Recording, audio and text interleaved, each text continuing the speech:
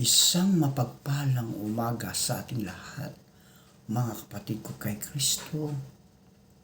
Mula sa The Solid Rock Morning Devotion, isang kagalakan na muli tayo ay makapagbulay-bulay sa salita ng Panginoon sa umagang ito.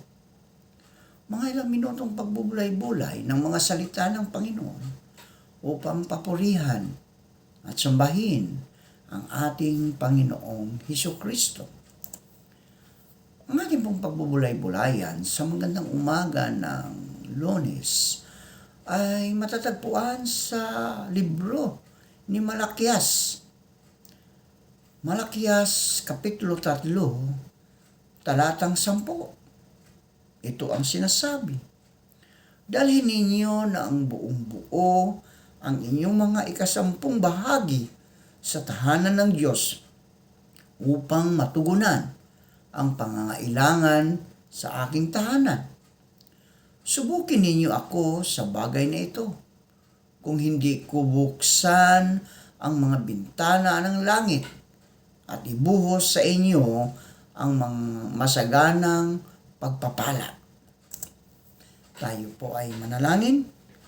Ama naming Diyos na mapagmahal, Ikaw ay napako sa krus dahil sa aming mga kasalanan. Salamat, Panginoon, sa walang hanggang pag-ibig na inialay ninyo sa amin. Aming tinataas sa inyo ang aming mga kapatid, kaibigan, kababayan, lalo na ang iyong mga anak sa pananampalataya na nangangailangan ng kagalingan dahil sa mga karamdaman. Abutin mo sila, O Diyos, upang maibalik ang kanilang mga lakas dahil sa karamdaman. At ito ay iyong pagagalingin. Aming nilalapit sa inyo ang aming mga kapatid na naghahanap buhay sa lansangan, na sila ingatan mo at proteksyonan mo sa mga masasama. Amin ding itinataas sa inyo ang aming mga kapatid na mga mangingisda, na sila ay ingatan mo sa laot ng karagatan, tulad ng pag-iingat mo sa iyong mga apostol na naroon sa laot, nang ang malakas na hangin ay kanilang naranasan at ito ay iyong pleito. Amin ding inilalapit sa inyo ang aming mga kapatid na mga magsasaka, mga nagtatanim ng palay, gulay, prutas, at iba pa. Sila po'y ingatan mo sa kanilang pagsaka, O Diyos, upang maraming mga pagkain na maihanda sa hapag ng bawat tao dito sa mundong aming ginagalawan. Amin din nilalapit sa iyo, Panginoon, ang aming mga kapatid na naghahanap ng trabaho. Ito may lokal o abroad. Naway makasumpong sila ng trabaho sa tulong ng iyong banal na Espiritu Santo. Salamat, Panginoon, sa mga katugunan sa aming mga panalangin. Sa pangalan ni Hesukristo na aming Diyos, na aming tagapagligtas. Amen. Ang aklat ng Malakias ay nasulat ng ang pangalawang templo ay maitayo at ginagamit na ng mga Hudyo. Pagkalipas ng maraming taon ng pagkakatayo sa templo at pagsamba sa Jerusalem, muling nakabalik ang mga tao rito. Ang Malakias ay nangangahulugan ng ang aking mensahero o tagapahayag. Sa regular na pagsamba sa templo, may napansin ang mensahero o si Malakias. Ayon kay Malakias, lubos ang pagmamahal ni Yahweh sa mga Israelita, ngunit sila hindi matapat na tumutugon sa pagmamalasakit na ito.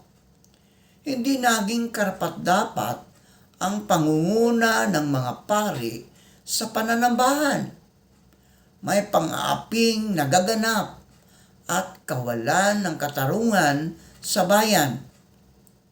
Ang mga tao ay naghahandog ng mga bagay na hindi karapat-dapat at parang nawawalang kahulugan ang pagsamba kay Yahweh. Dahil dito, ang masaganang pagpapala ng Diyos sa bayan ay hindi lubos na ipagkakaloob sa kanila. Maring inihayag ni Malakias ang pananatiling matapat sa kautusan. Ang kautusan ay siyang batayan ng paghatol ng Diyos sa kanyang bayan.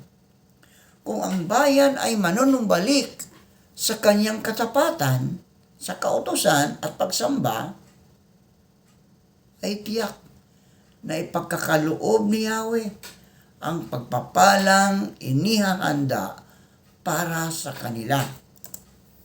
Tayo po'y manalangin. Maraming salamat, Panginoon, sa panibagong araw at buhay na iyong ibinigay sa amin. Maraming salamat sa isang gabing nagdaan na kami iyong iniingatan sa aming pagtulog, Panginoon.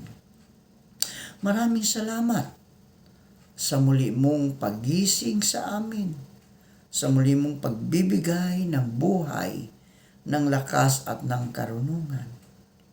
Panginoong Diyos, sa umagang ito, kami po'y lumalapit. Ngayong araw na ito ay araw ng aming muling pagpasok sa aming mga trabaho.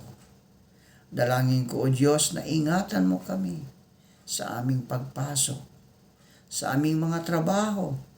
Ano man ang aming ginagawa, pagpalain mo po ang bawat masasalubong namin, makakausap namin, upang sila, O Diyos, ay ikaw ang kanilang sasambahin, ikaw ang kanilang pupurihin. Maraming salamat, Panginoon, sa kalakasan na patuloy mong ipinagkaloob. Aming ibinabalik ang aming mga paghandog sa inyo, ang aming kalakasan, ang aming buhay, dahil ikaw, O Diyos, ang siyang nagbibigay sa amin ito. Maraming salamat po sa pangalan ni Jesus. Amen at amen.